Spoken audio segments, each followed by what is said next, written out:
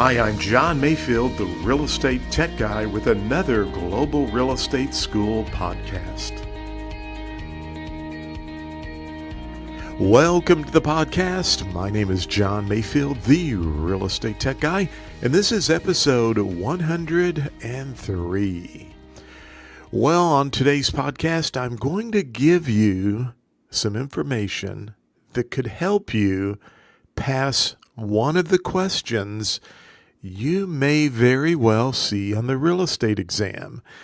At least a little bird went by my window and said they maybe had seen a question like this, and then 2 or 3 other little birds dropped by the koi pond today when I was sitting out there having coffee, and they also had mentioned this question. And so I thought, okay, let's do a podcast on what kind of a contract is an option contract. What kind of an option contract do you have? Do you have a bilateral contract or do you have a unilateral contract? Well, think about this for a moment. The optionor, that's the person who has provided the option, the seller, has to sell the property if the buyer wants to buy. And the buyer, who's referred to as the optionee, and here's how I remember those. The optionor is the seller, and the optionee is buying. Okay, remember that. Well, the optionee does not have to buy the property if they don't want to. They could lose their money that they've put down on the option, but they don't have to buy unless they choose to do so.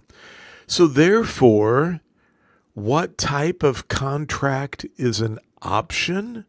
It's a unilateral contract. Now, you could remember that as well, and I try to keep these things little ways to remember.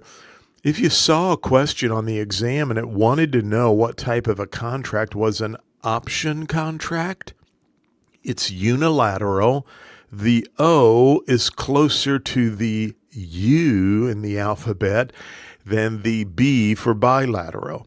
So with a bilateral contract, both parties have to do something, but with a unilateral contract, there's only one party that would have to do something, and that would be the optionor, seller.